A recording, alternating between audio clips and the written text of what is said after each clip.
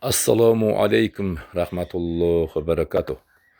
Құрметті халқым, біздің қасиетті Құранымыздың, қасиетті дініміздің барлық ұлттың ішінде жауы бар, дұшпаны бар, қас дұшпаны бар. Десек, біз жаңылмаған болар едік. Бұл тарихта болып келген. Бұл қияметке дейін болып кете береді. Бұл Құранның жаулары, Құранның дұшпандары болып кете береді.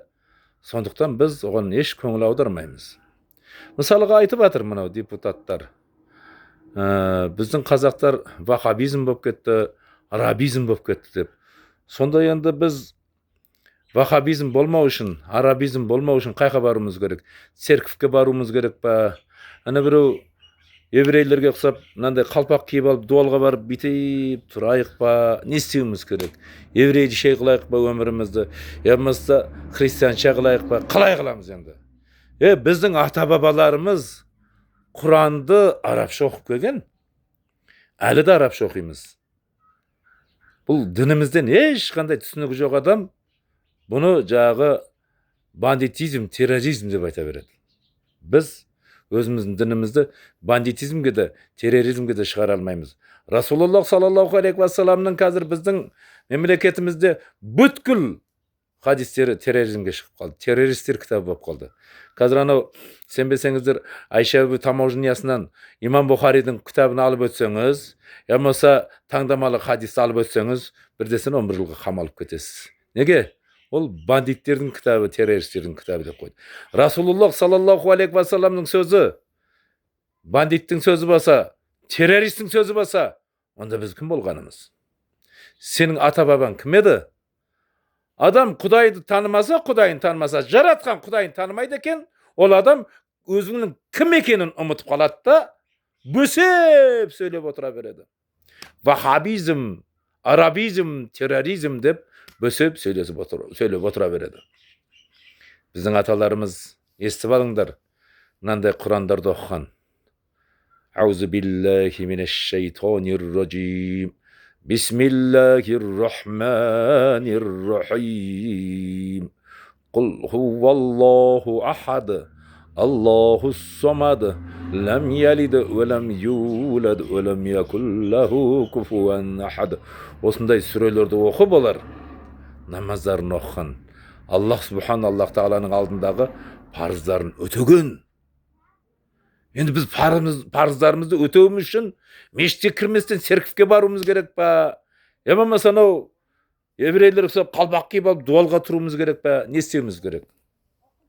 Соны айтыңыздар енді. Мына вахабизм, терроризм, арабизм деп атқандар. Соны айтыңдаршы, не істеуіміз керек?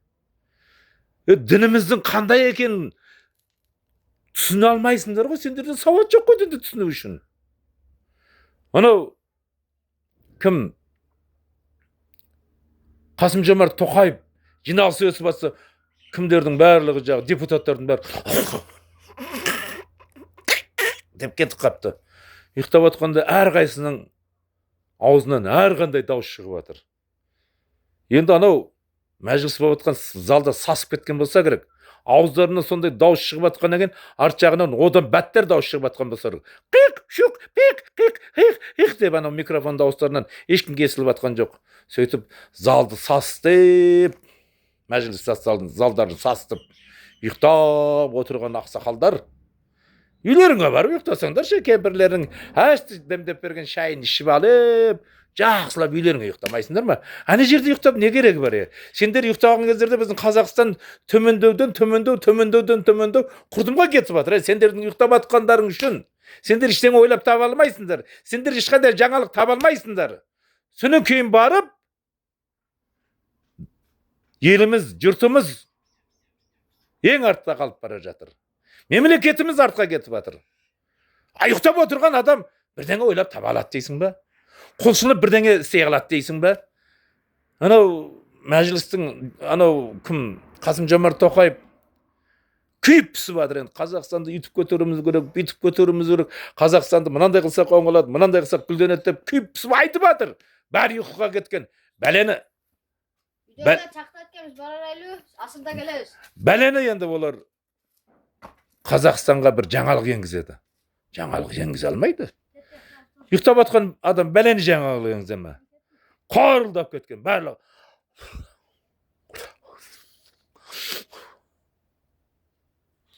Деп ұйықтап жатыр.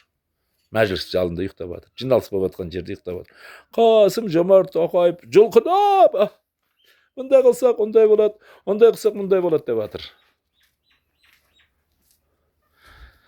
Сондықтан менің айтарым, қазіргі ұйықтап жатқан ақсақалдардың ақылдарының бәрі просрочный дегені ештеңе қабылдамайтын, заблокированный болып қалған, кейбіреусінікі ештеңе кірмейтін болып қалған.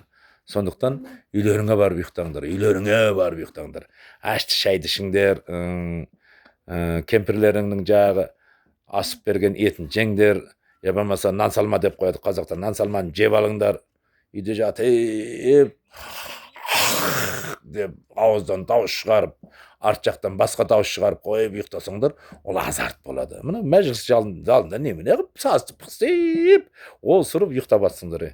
Ұйықтағаннан кейін адам осырады да бәрібір, осырады да.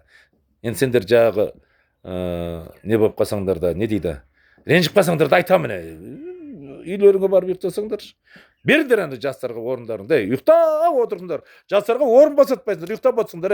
Совсем организмдер сендерде ескіріп кеткен, сендерге тек қана үйге барып, диван кроваттың үстінде ұйықтап жату керек. Сендер барып мәжіліс залында Қазақстанның қалай көтеру керек, Қазақстанды қалай гүлдендіру керек деп сөйлеулерде әңгімелер болып жатыр. Солардың бәрін естіместен деп түнгі ұйқыға ма, түскі ұйқыға ма кетіп қалғансыңдар. Енді сендер енді анау отырсаңдар ұйықтай бересіңдер. Организм картейіп қалған, организм жағы әптен ескіріп кеткен, отырған жерде ұйықтайсыңдар.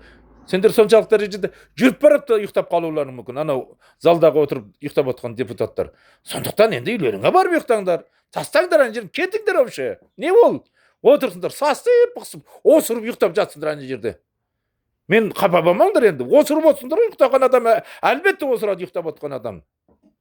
Ана бейшара Қасым Жомарт Тоқаев сендердің осырықтарыңа бір күні уланып шалқасына түсіп құлап қалмасын. Барсаңдар үйлеріңе.